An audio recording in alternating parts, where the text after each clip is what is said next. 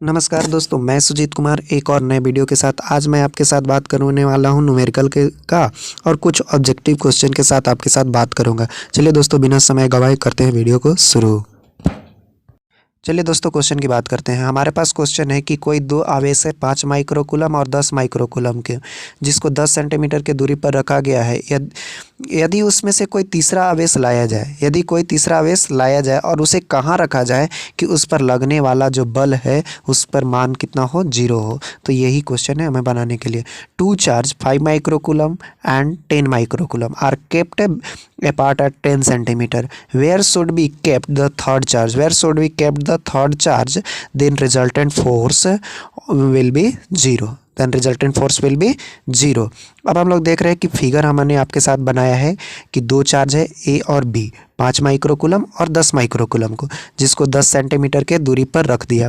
कोई third charge लाया सी, बिंदु पर रखा। कोई थर्ड चार्ज लाया क्यू, जिसको किस पर रखा, सी पर। तो अब हम लोग दूरी निकाल लेते हैं कि ए से सी का दूरी कितना होगा, बी से सी का दूरी कितना होगा।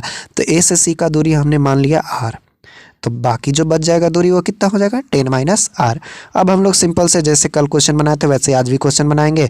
द फोर्स ऑन सी यानी कि सी पर बल ड्यू टू ए, यानी कि ए के कारण, सी पर बल ए के कारण। तो formula same to same, 1/4 pi epsilon naught Q1 Q2 divided by r square.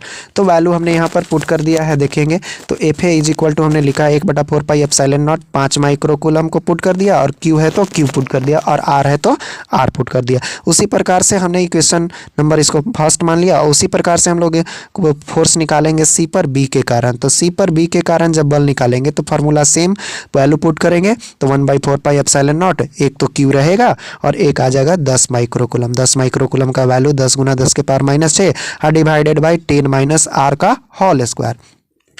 अब अकॉर्डिंग टू क्वेश्चन चलते हैं। तो क्वेश्चन में बोला गया है कि दोनों का रिजल्टेंट फोर्स का वैल्यू कितना है, 0, यानी कि दोनों के बल का मान क्या आना चाहिए, बराबर होना चाहिए। तो एफ ए बराबर हमने क्या कर दिया, एफ बी।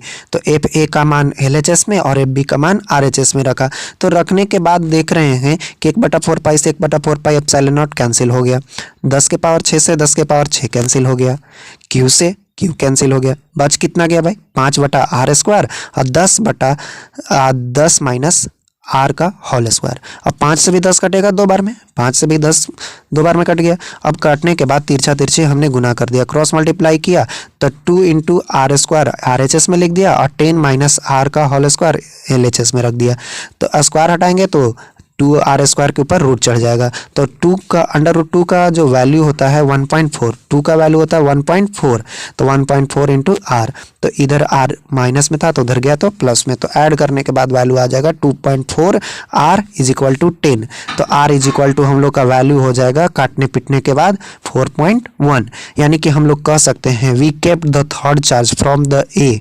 अगर ए से अगर थर्ड चार्ज की अगर दूरी कहें तो 4.1 सेंटीमीटर, और बी से अगर कहे तो हम लोग का हो जाएगा 5.9 सेंटीमीटर। क्वेश्चन है कि a certain charge Q is divided into 2 part. एक चार्ज है Q जिसको 2 पार्ट में डिवाइड किया है, Q and Q minus Q, small q and Q minus small q, which are them separated at the certain distance, जिसको certain distance पर यानी कि फिक्स डिस्टेंस पर रखा हुआ है।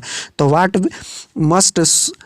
Must Q be in term of Q, what must Q be in term of Q, capital Q, to maximize the electrostatic repulsion between the two force। Electrostatic force का repulsion निकालना है कि दोनों force पर कितना होगा जब Q का वैल्यू पूछा गया है, जब मैक्सिमम होगा तब। इलेक्ट्रोस्टैटिक फोर्स का वैल्यू क्या होगा, मैक्सिमम होगा तब की बात कहता है। तो इसी क्वेश्चन को हिंदी में लिखा हुआ है, तो देखते हैं कि कोई दो Q आवेश है जिसको 2 भाग में बांटा, Q और capital Q minus small q बांट दिया गया, उसे निश्चित दूरी पर रख दिया गया। Q का मान निकालना है कैपिटल Q के सापेक्ष में कितना होगा यदि विद्युत बल का मान अधिकतम होगा तब। तो हमने दोनों को सेपरेट कर दिया, एक पर रखा Q और एक पर रखा Q माइनस Q, और दोनों के बीच का दूरी कितना कर दिया, R। तो R करने के बाद हमने यहाँ पर किया क्या कि फोर्स का वैल्यू निकाला। तो फोर्स का जो वैल्यू हमने पढ़े हैं 1/4 pi epsilon naught Q1 Q2 divided by r square. तो Q1 और Q2 का मान हमने रख दिया Q और Q minus Q, 1/4 pi epsilon not के जगह पर हमने रख दिया K। के रखा क्योंकि आगे इसका काम आने वाला है।